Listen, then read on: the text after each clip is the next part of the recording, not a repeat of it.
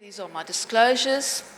Hopefully by the end of my talk, I will have answered the questions: why do we need HBV cure now? What does HBV cure entail, and what are the challenges we face? How do we achieve it?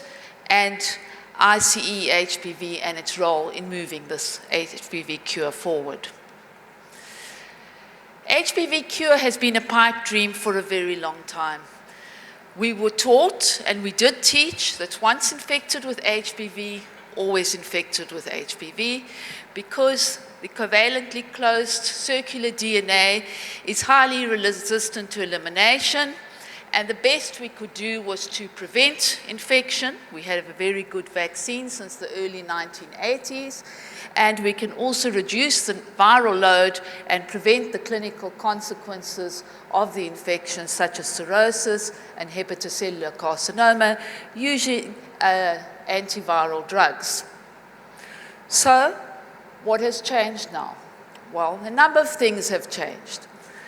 Managed to cure HCV in 12 weeks. And this means that the pharmaceutical companies need new projects and have changed their focus now to hepatitis B virus.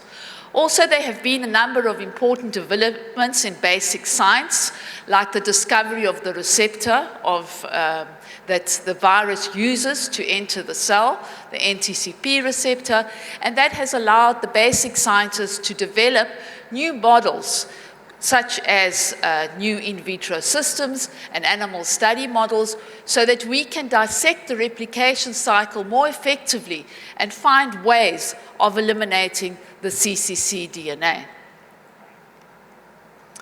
And of course, the third most important development has been in 2016, the 2030 World Hepatitis Global Hepatitis Strategy, which calls for the elimination of HBV as a public health threat by 2030.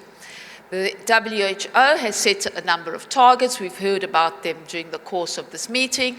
Just briefly, 90% reduction in new cases of chronic hepatitis B and C, 65% reduction to mortality as a result of HBV and HCV infections, and of course 80% of people eligible for treatment to be on treatment by 2030. So these are quite ambitious targets. Okay, looking where we are today, 2 billion of the 7 billion people of the world have been exposed to HBV at some stage of their life. Of those, 257 million are chronic carriers of the virus. Chronic carriers of the virus are HBs antigen positive individuals. Of these, 20 to 30% will go on to develop the clinical consequences of the infection, the serious ones, cirrhosis, hepatocellular carcinoma, and this accounts for 886,000 deaths annually. Of the 257 million individuals, only 25 million are diagnosed. That's 10%. That is quite a small number when you consider that Nigeria alone has 21 million carriers. And of those, 4.8 million get treated. Okay, this is looking at it globally. Some continents are doing a little bit better. In Central Europe, we have 25% diagnosis with 3% treatment. Greece, where I spent a sabbatical last year, has 42% diagnosis, 51% of them being treated, but nothing close to the targets that have been set out by the World Health Organization. In sub-Saharan Africa, the figures talk for themselves. We have a lot of catching up to do. Okay, so you may ask, we're not even treating. Why do we need a cure? Well, cure will improve the diagnosis treatment cascade and allow us to reach the World Health Organization in 5 ways. Firstly, a cure will help us overcome the limitations of the current treatments, accelerate the reduction of the incidence of HBV, decrease the risk of hepatocellular carcinoma, decrease the mortality and morbidity of HCC and cirrhosis, and of course reduce the costs of reaching the WHO targets more rapidly. Okay, let's look at these individually. Okay, we all know we have two forms of treatment, the NUCs and the interferon derivatives, tenofovir being the choice of the World Health Organization. But both of these have limitations. HBs antigen seroconversion is very rare, as we've already heard yesterday. The NUCs need to be taken for a lifetime, and that is a problem with adherence and compliance. That's one thing we know in Africa very well. It's very difficult to have compliance. And also, how do you have an individual adhering to medication when they don't have any symptoms of disease? And of course, the interferon derivatives are injectable drugs for 48 weeks, and of course, it's not very popular. There are side effects, and there is also poor tolerability, and none of these treatments eliminate cccDNA. So, if we look at the status quo, if we had to look at retaining the status quo, in the blue line here, okay, we see a vast improvement with infant vaccination. However, the greatest improvement comes with the birth dose. And I need to stress this. We can see the incidence is reducing very dramatically if we introduce the birth dose. So any representatives from the Department of Health, from your various countries here, please take note. We need the birth dose, and we need it now. And this doesn't make much difference whether we have peripartum treatment. The next step of enhancing the reduced incidence is to have a cure. So cure is important. We'll reduce the incidences much quicker. Also, if we eliminate HBs antigen, which is the target of the cures at present, HBs antigen seroconversion, the risk of cancer is not removed. Yes, it is reduced if we look at an individual who is infected and has all three markers, in other words, HBV DNA, anti-HBC, and HBs antigen, they have a risk of 30.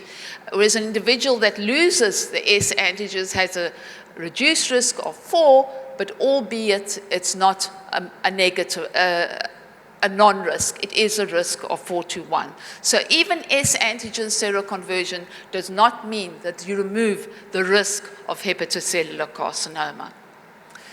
Okay, if we remove the risk of hepatocellular carcinoma, of course, we will remove the mortality and morbidity caused by end-stage liver disease and hepatocellular carcinoma, with the greatest decrease being seen when we introduce treatment,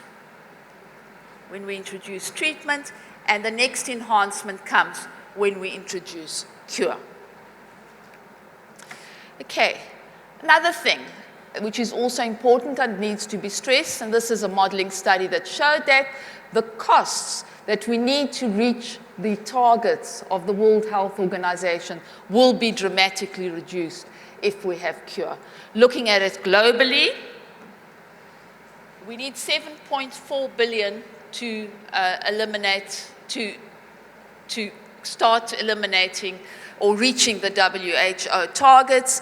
If we have cure, these decrease further, and these decreases are quite dramatic in the low-income and low-medium-income countries. And this is important, of course, in our part of the world. Okay. Just to make sure we are all on the same page, and being a molecular virologist, I want to bring you onto the same page. Hepatitis B virus is the smallest DNA virus infecting man. I'm going to try to do it this way. Okay, it has a very small genome, 3,200 base pairs, which is encased in a capsid made of HBC antigen, and this is enveloped by an envelope which has lipid membrane derived from the host and proteins, the S proteins, which are derived from the virus.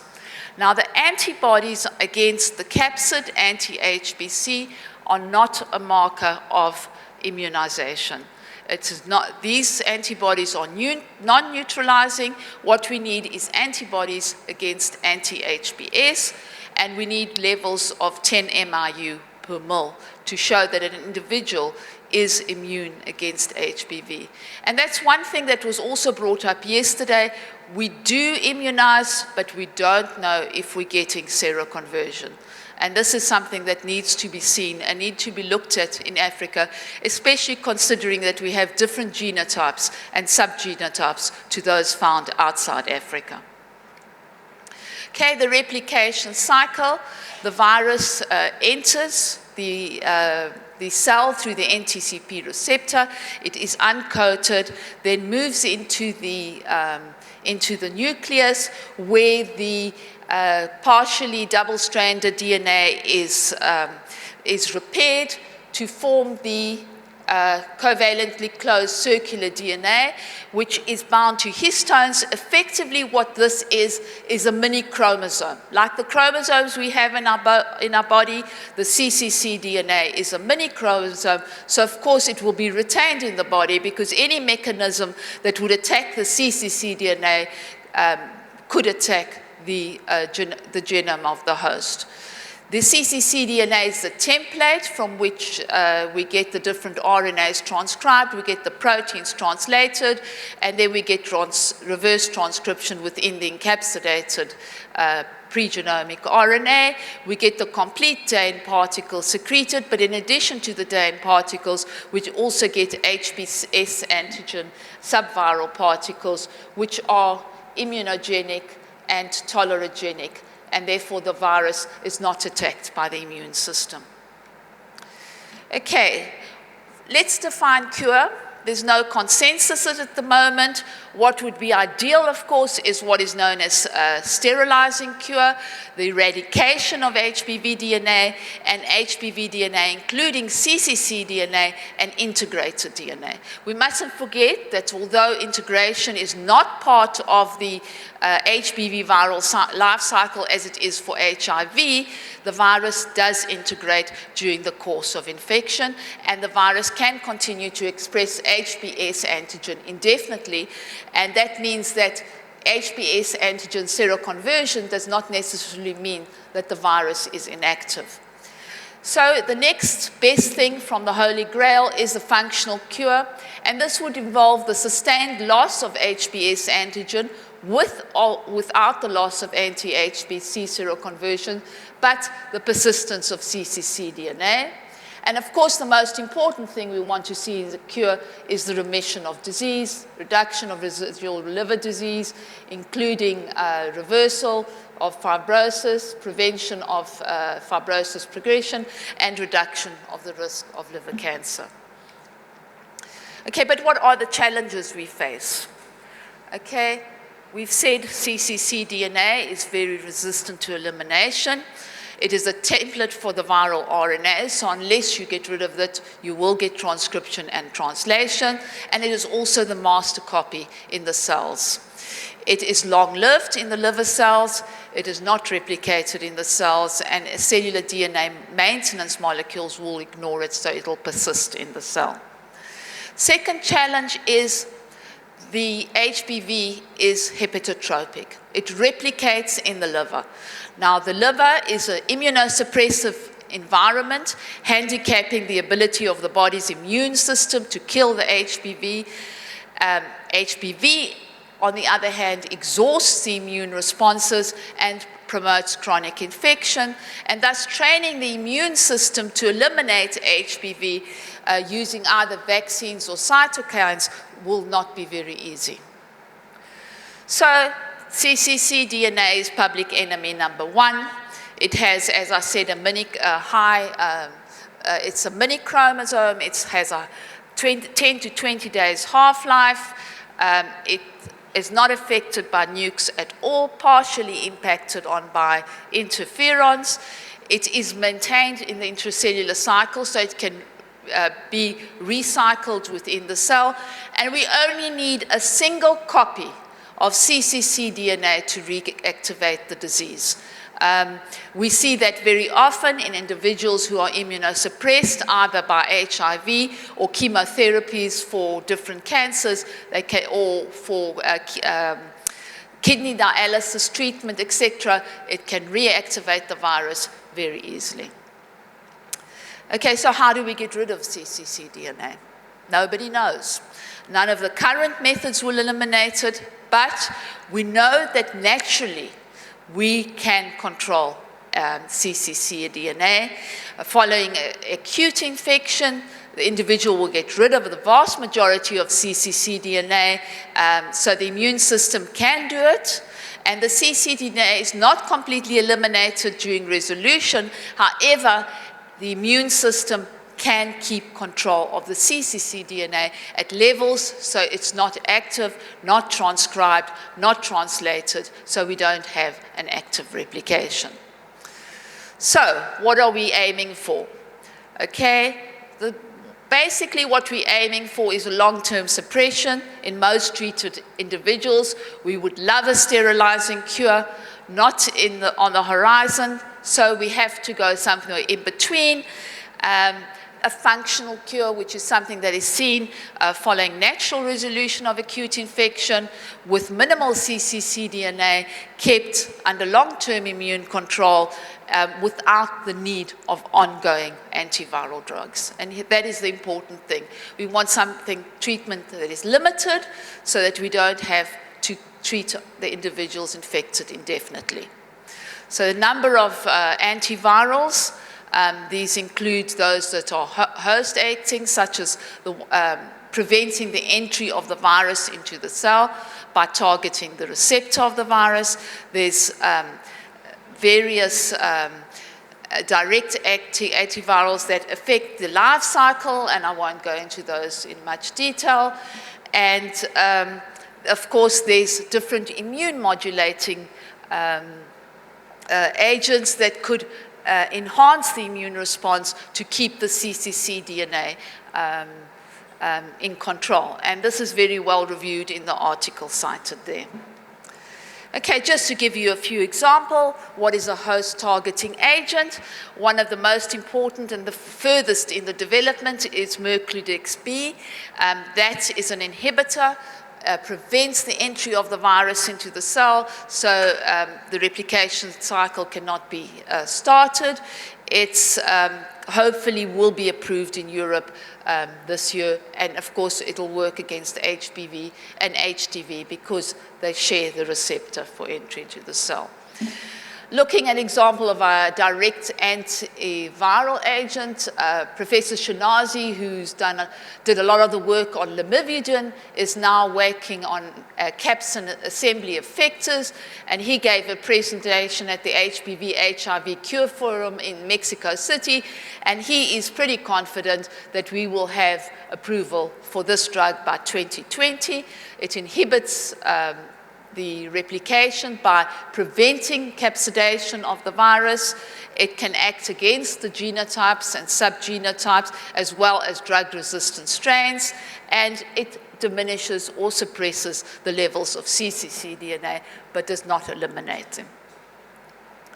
Okay, immune stimulating agent, TL38, it detects the viruses inside the cell and it turns on the cell's defenses such as NF-κB and IRF57, and they block HBV.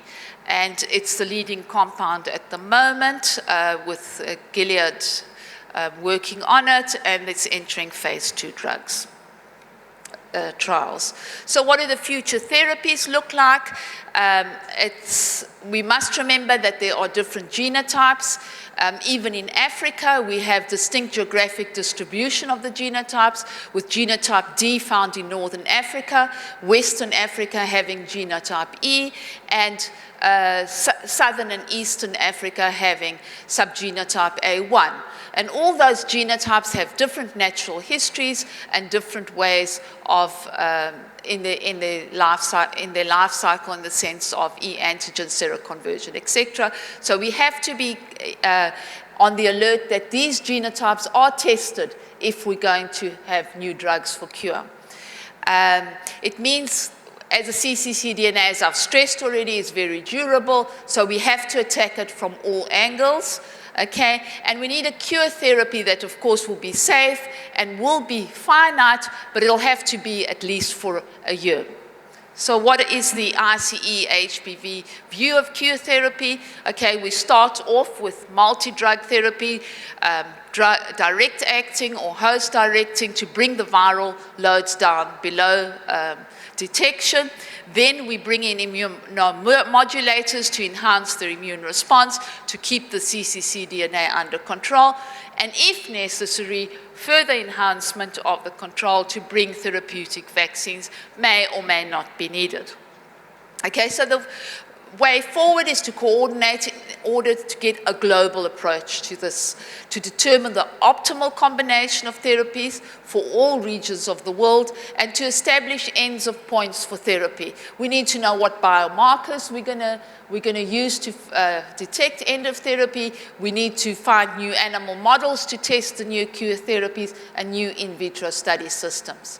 The ICE-HBV was established in 2016 and aims to fast-track the discovery of safe, effective, affordable, and scalable cure to benefit all people living with chronic hepatitis B, including children and people living with HCV, HDV, and HIV co-infection.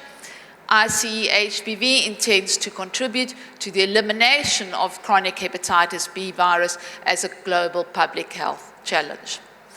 Okay, the structure, we established governance and structure established and developed resources to fund the initiative. We have a governing body. I represent Africa on the governing body. We have various working senior advisors. Professor Christian Brescia is our honorary president, and we also have different working groups, including virology, immunology, innovative tools, biomarkers, and the newest one is, I can't see it on the left there. Anyway, and then we have various stakeholders, including community representatives, research agencies, global health organizations, foundations, and of course the pharmaceutical companies involved. Okay, what are immediate and future